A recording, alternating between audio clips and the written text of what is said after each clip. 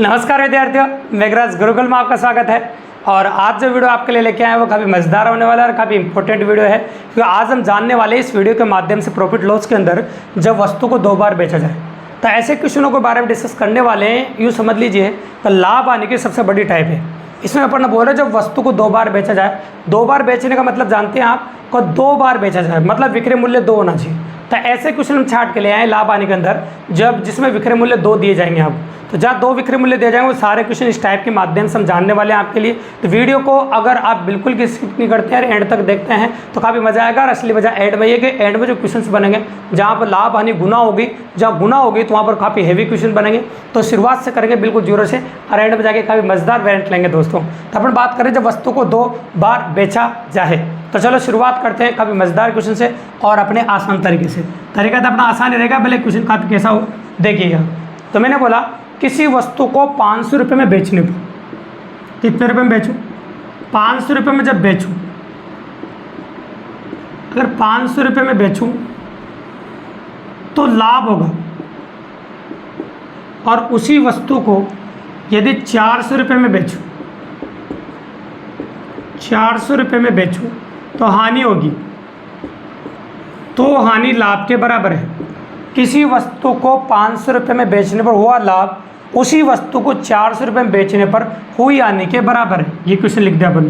किसी वस्तु को 500 रुपये में बेचने पर हुआ लाभ उसी वस्तु को 400 रुपये में बेचने पर हुई हानि के बराबर है। तो वस्तु का क्रय मूल्य ज्ञात कीजिए। क्वेश्चन कंप्लीट हो गया भैया। तो जब भी कभी ऐसा प्रश्न आपको देखने को मिले जिसमें लाभ हानि बराबर हो, है ना, लाभ हानि क्या बराबर हो, तो आप 2 विक्रय मूल्य आपको दे रखे हो, लाभ हानि बराबर हो और 2 विक्रय मूल्य आपको दे रखे हो, तो दोनों विक्रय मूल्यों को जोड़ के 2 का भाग लगा दो, क्रय मूल्य 100% आ जाएगा। चाहो तो इस बात को मैं साबित भी करूंगा आपके लिए, ठीक है। तो देखिए आप दोनों विक्रय मूल्य जोड़ के 2 का भाग लगाना है, तो अपन 500 और 400 कितना हो जाएगा आपका 900, और 900 में 2 का भाग लगाए तो 450, मतलब क्रय मूल्य आ जाएगा आपका 450 रुपये। चाहो तो चेक भी कर सकते हैं अपन, क्योंकि क्वेश्चन से आंसर आया तो आंसर से क्वेश्चन भी आना चाहिए। देखो 450 में खरीदा तो 500 में बेचा तो 50 रुपये का लाभ हो गया।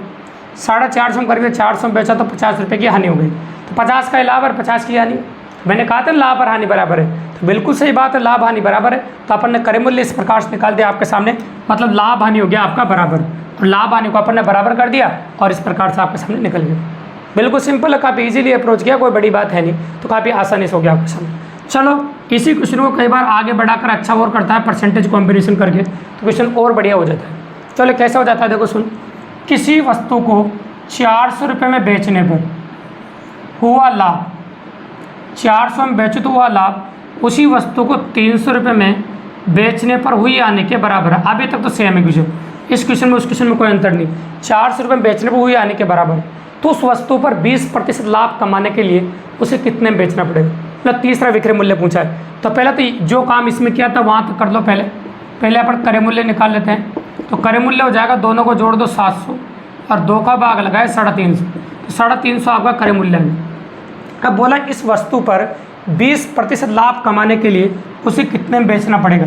मतलब विक्रय मूल्य नंबर 3 पूछा है, 2 तो दे रखा है, कितने में बेचना पड़ेगा। तो अगर ये निकालना है आपको, जो मान दे रखा है उसका 120% निकालना पड़ेगा, कोई 20% का लाभ निकालना है। तो हम कहते हैं 350 का 120%।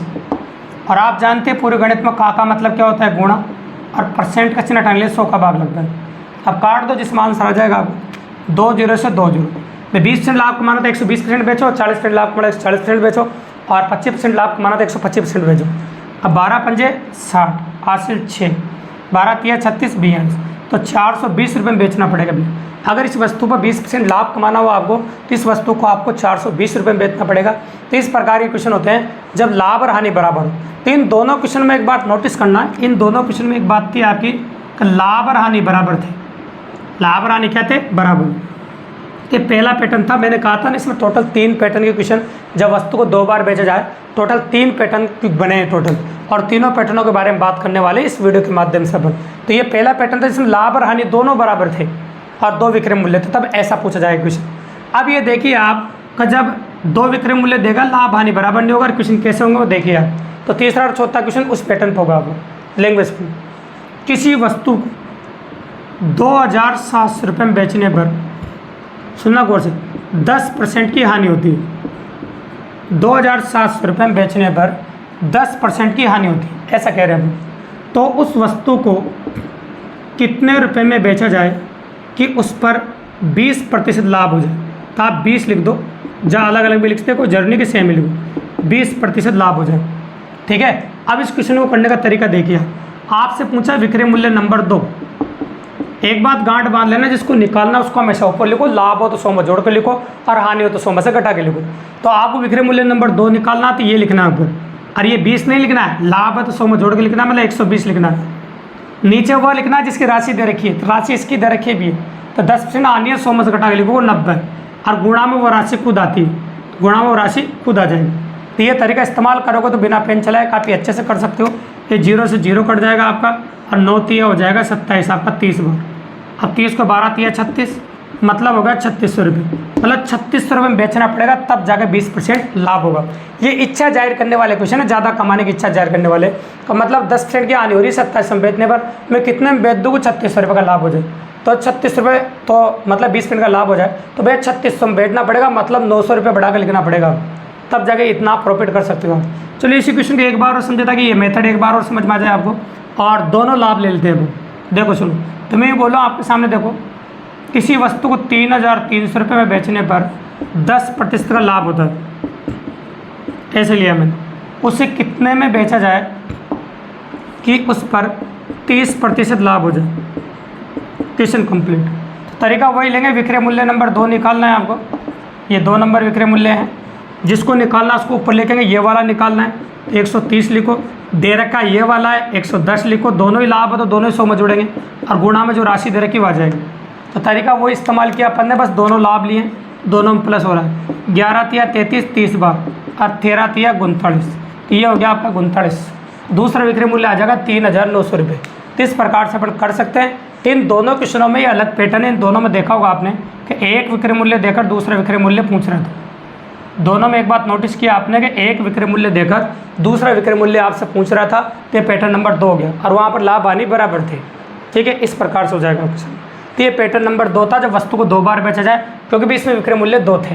अब क्वेश्चन नंबर जो 5 है आपका, वो इसी का पैटर्न नंबर 3 को दर्शाता है, जिसमें हानि लाभ की गुनी होती है। ये किस प्रकार की पॉसिबिलिटी होती है, कैसे देखो, किसी वस्तु को 500 रुपये में बेचने पर, किसी वस्तु को मैं 500 रुपये में बेचूँ, हानि लाभ की करनी है। किसी वस्तु को 400 रुपये में बेचने पर हुई हानि, अगर 400 रुपये में बेचूं तो हानि होगी। किसी वस्तु को 400 रुपये में बेचने पर हुई हानि, उस वस्तु को 500 रुपये में बेचने पर हुए लाभ की 4 गुनी है, हुए लाभ की 4 गुनी है, ऐसे कर यहाँ कोमा लगा रखा है। किसी वस्तु को 400 रुपये में बेचने पर हुई हानि, उसी वस्तु को 500 रुपये में बेचने पर हुए लाभ की 4 गुनी है, तो वस्तु का क्रय मूल्य ज्ञात कीजिए।